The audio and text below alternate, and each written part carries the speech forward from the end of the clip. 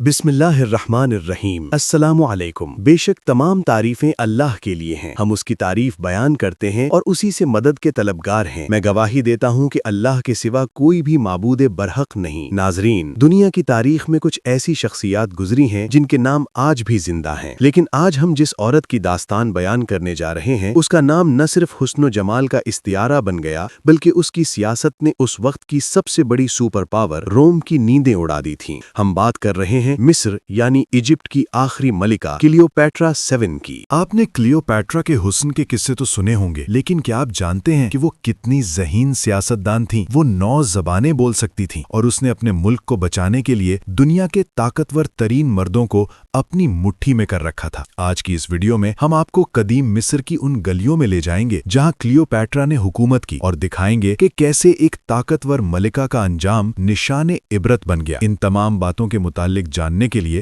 آپ لوگوں سے گزارش ہے کہ ویڈیو کو سکپ کیے بغیر آخر تک ضرور دیکھیے گا، اور اگر آپ ہمارے چینل پر نئے ہیں تو سب سے پہلے ہمارے چینل کو سبسکرائب کر لیں۔ خواتین و حضرات، کلیوپیٹرا کا تعلق پٹولمیک ڈائنیسٹی سے تھا۔ یہ وہ خاندان تھا جو الیگزینڈر دی گریٹ یعنی سکندر اعظم کے موت کے بعد مصر پر قابض ہوا تھا۔ حالانکہ یہ لوگ مصر پر حکومت کرتے تھے لیکن اصل میں یہ گریک یعنی یونانی تھے۔ کلیوپیٹرا اپنے خاندان کی وہ پہلی ملکہ تھی جس نے مصری زبان سیکھی اور وہاں کے لوگوں کا دل جیتا۔ اس وقت کے حالات نہایت پیچیدہ تھے۔ کلیوپیٹرا کے باپ پٹولمی 12 کے بعد تخت کے لیے ان کے درمیان سنگین جنگ چھڑی۔ کلیوپیٹرا کو اپنے ہی بھائی سے مقابلہ کرنا پڑا۔ یہ وہ دور تھا جب روم کی طاقت پوری دنیا پر چھائی ہوئی تھی اور کلیوپیٹرا جانتی تھی کہ اگر اسے مصر کا تخت چاہیے تو اسے روم کے سب سے بڑے جنرل جولیس سیزر کی مدد لینی ہوگی۔ ناظرین، تاریخ کا یہ حصہ کسی فلم سے کم نہیں۔ جب جولیس سیزر مصر پہنچا تو کلیوپیٹرا کو اس سے ملنے سے روکا گیا، لیکن کلیوپیٹرا نے ایک حیران کن چال چلی۔ اس نے خود کو ایک قالین یعنی کارپٹ میں لپیٹ کر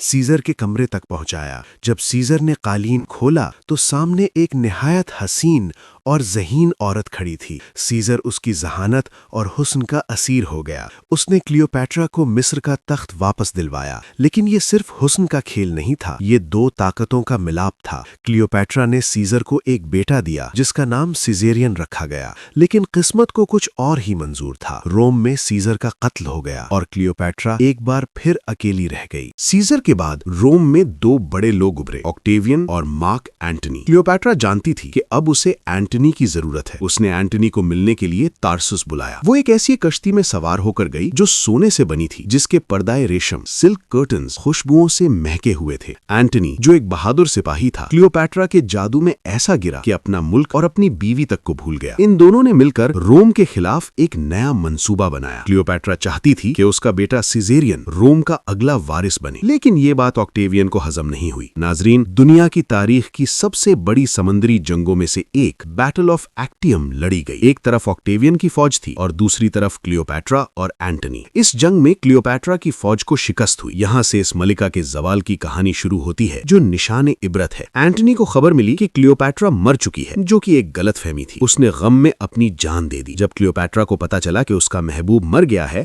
اور آکٹیوین اسے قیدی بنا کر روم کی سڑکوں پر گھمانا چاہتا ہے، تو اس نے موت کو غلامی پر ترجیح دی۔ خواتین و حضرات، کلیوپیٹرا کی موت آج بھی ایک راز ہے۔ مشہور روایت کے مطابق اس نے ایک اسپ یعنی ایک زہریلا سانپ کو اپنے سینے سے لگایا اور اس کے ڈسنے سے اس کی موت ہوئی۔ اس نے اپنی شان و شوکت اور حسن کے ساتھ اس دنیا کو خیر باد کہا۔ مصر کی یہ آخری ملکہ دنیا کے لیے یہ سبق چھوڑ گئی کہ طاقت، حسن اور سیاست ہمیشہ نہیں رہتے۔ اللہ کی زمین پر صرف وہی نظام قائم رہتا ہے جو حق پر ہو۔ کلیوپیٹرا نے دنیا جیتنی چاہی لیکن موت نے اسے شکست دے دی۔ یہاں ہمیں یہ سمجھنے کی ضرورت ہے کہ کلیوپیٹرا صرف ایک ملکہ نہیں تھی، وہ ایک سائنٹسٹ اور کیمسٹ بھی تھی۔ وہ جانتی تھی کہ کس طرح کے عطر یعنی پرفیومز اور دوائیں بنائی جاتی ہیں۔ اس نے مصر کی معیشت یعنی اکانومی کو سنبھالا، لیکن اس کی سب سے بڑی غلطی یہ تھی کہ اس نے روم کے اندرونی اختلافات میں حصہ لیا، جس نے آخر کار مصر کی آزادی ختم کر دی اور مصر روم کا ایک صوبہ یعنی پروونس بن گیا۔ ناظرین، یہ تھی کلیوپیٹرا کی پوری تاریخ۔ ایک ایسی عورت جس نے دنیا کے نقشے کو بدلنے کی کوشش کی، لیکن وقت کی بے رحم لہروں نے اسے تاریخ کے پنوں میں دفن کر دیا۔ بے شک عزت اور ذلت صرف اللہ کے ہاتھ میں ہے۔ امید کرتے ہیں کہ آپ کو ہماری آج کی ویڈیو پسند آئی ہوگی۔ اس داستان سے آپ نے کیا سبق سیکھا، کمنٹ سیکشن میں اپنی رائے ضرور دیں۔ اگر آپ کو ویڈیو پسند آئی ہے تو گزارش ہے کہ ہمارے چینل کو سبسکرائب کیجیے اور اس ویڈیو کو باقی تمام دوستوں تک ضرور پہنچائیے گا تاکہ وہ بھی تاریخ کے اس اہم باب سے واقف ہو سکیں۔ اگلی ویڈیو تک کے لیے ہمیں اجازت دیجیے۔ اللہ حافظ۔